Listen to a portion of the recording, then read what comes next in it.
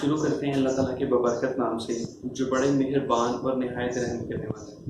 मेरा नाम है मोहम्मद आबिद मुस्तफ़ा और मैं हूँ बायोलॉजी का लेक्चरर। आज हम अपना टॉपिक स्टार्ट करेंगे ह्यूमन हार्ट से। तो ह्यूमन हार्ट में हम सबसे पहले डिस्कस करेंगे ह्यूमन हार्ट की लोकेशन को। तो हमारी बॉडी में चेस्ट कैविटी होती है। चेस्ट कैविटी में लंग्स पाए जाते हैं और इस लंग्स के लेफ्ट लोअर लोब में हार्ट एग्जिस्ट करता है। अगर हम डायग्राम की तरफ जाएं तो ये राइट लोब है और ये लेफ्ट लोब है। इस लेफ्ट लोब की अगर हम लोअर साइड पे देखें तो एक इनसाइड एक ग्रूव होती है। ये जो इनसाइड ग्रूव है इस साइड के ऊपर ह्यूमन हार्ट क्या करता है, एग्जिस्ट करता है। तो लोकेशन को देखने के बाद हम मूव करेंगे कार्डिक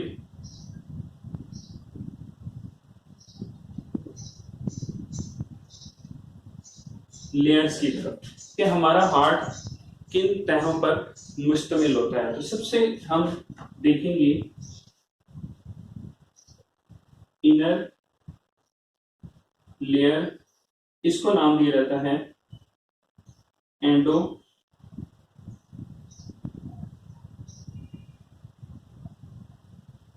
कार्डियम का। ठीक है, अगर हम देखें तो ये हार्ट के इनसाइड ये क्या है, ये एंडोकार्डियम है। उसके बाद ये जो थिक लेयर है, ये अगर हम यहाँ पे भी देखें तो ये जो थिक लेयर है इसको बाहर भी विजिबल करके बनाया गया है। तो ये थिक लेयर होती है, इसको हम नाम देते हैं मायोकार्डियम का। यहाँ पे ना हम सबसे पहले समझते हैं कि ये मायो वर्ड का मतलब क्या होता है। मायो का मतलब होता है मसल्स, और मसल्स की यहाँ पे कौन सी टाइप होती है, यहाँ पे मसल की टाइप है कार्डिक मसल्स। अब यहाँ पे क्वेश्चन अराइज होता है कि इसको हम स्पेशलाइज्ड टाइप क्यों कह रहे हैं। इस टाइप में और हमारे बॉडी में पाए जाने वाले दूसरे मसल्स जैसा कि स्मूथ मसल्स हैं और स्केलेटल मसल्स हैं, इनमें क्या डिफरेंस होता है। तो हम डिफरेंशिएट करते हैं। वैसे अगर हम इनमें कॉमन देखें तो जितनी भी मसल्स की टाइप हैं उन सब में एक्टिन, मायोसिन,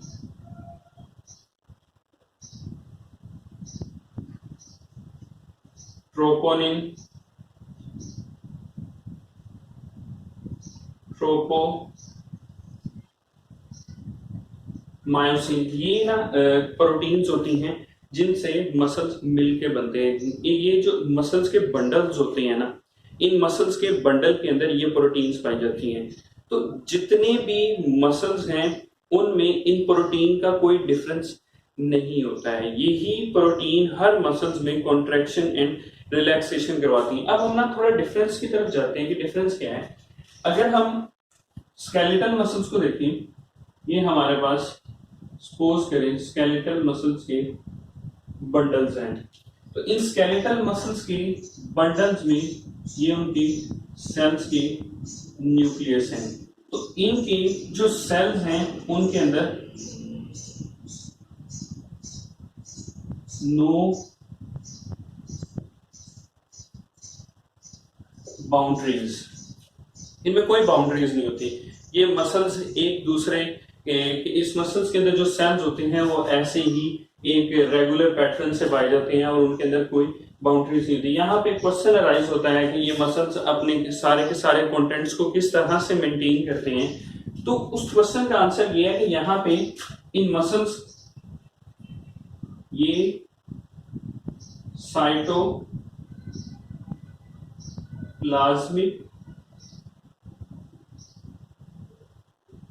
प्रोजेक्शन से अपने कंटेंट को कंट्रोल करती हैं।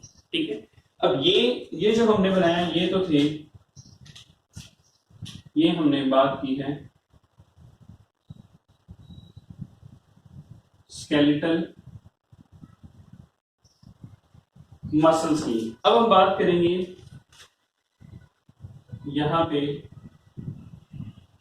कार्डिक मसल्स की, कि उनमें क्या डिफरेंस होता है। तो कार्डिक मसल्स की अगर हम यहाँ पे डायग्राम बनाएं तो उनके जो मसल्स होते हैं उनके सेल्स में ये न्यूक्लियस है, और न्यूक्लियस के बाद जो सेल्स हैं उनकी एक स्पेसिफाइड बाउंड्रीज होती हैं। ठीक है, इसको स्ट्रेशन का नाम भी देते हैं, और ये जो दरमियान के अंदर बाउंड्रीज पाई जाती हैं इसको कहते हैं इंटरकैलेटेड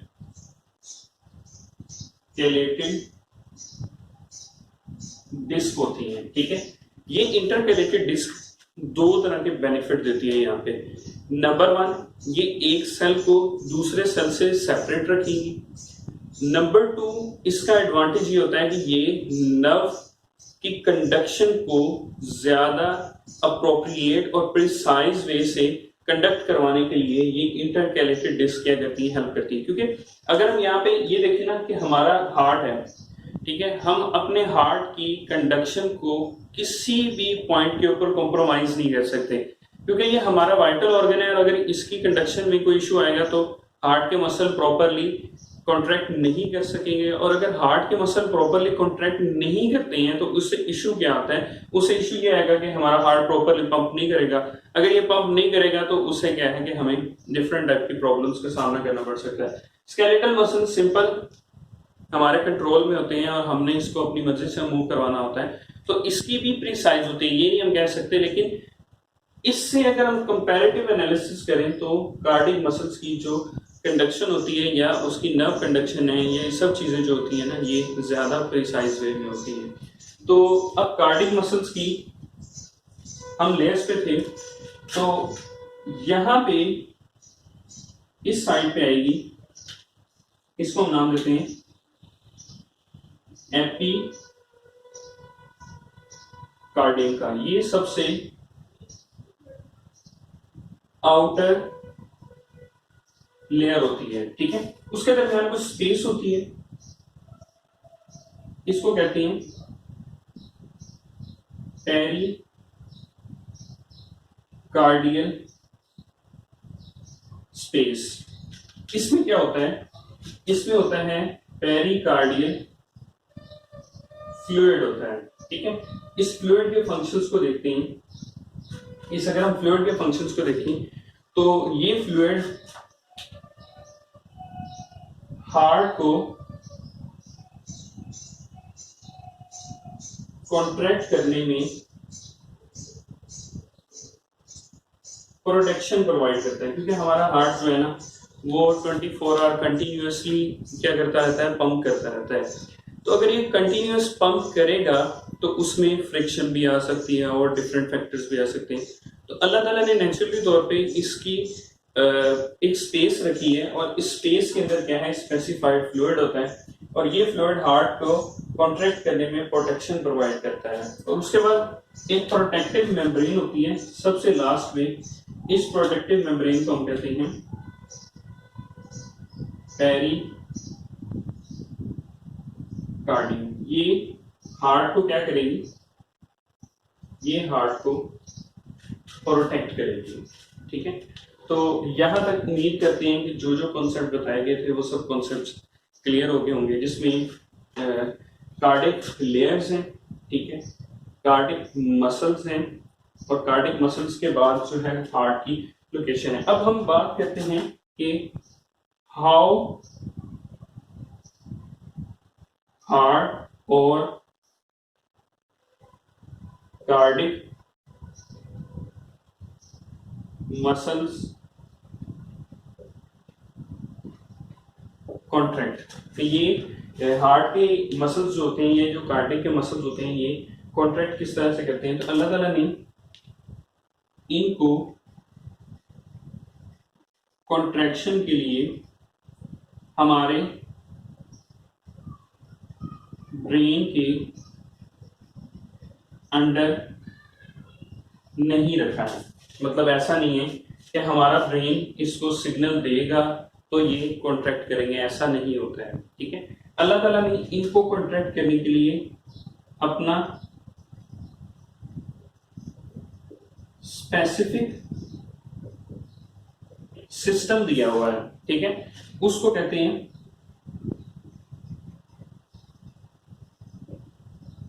कंडक्शन सिस्टम। ठीक है, ये एक हम एग्जांपल के तौर पे कह सकते हैं कि छोटी छोटी बैटरीज होती हैं,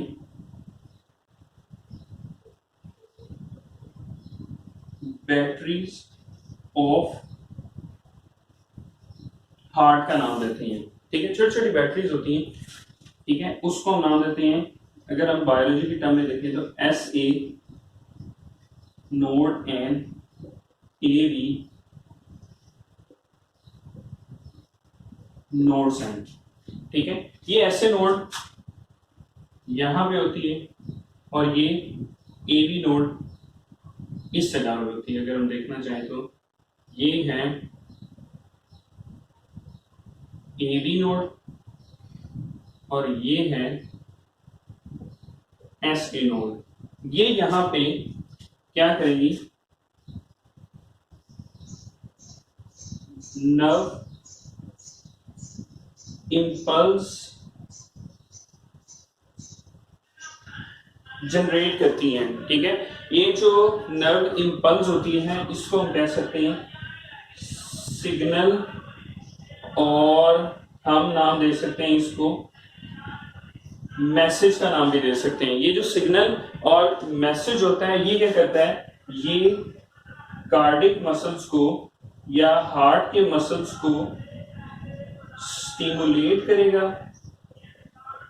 और ये स्टिमुलेट करेगा तो हमारे हार्ट के मसल्स क्या करती हैं, कॉन्ट्रैक्ट करेंगे। ठीक है, तो ये एक कंडक्शन सिस्टम होता है जो स्पेसिफिक है, लेकिन ऐसा नहीं है कि ये हमारी बॉडी के पूरे सिस्टम से ही बाहर है, ऐसा नहीं होता। ये सारे का सारा सिस्टम को कंट्रोल करता है ANS। ANS जो है इसको कहते हैं ऑटोनोमिक नर्वस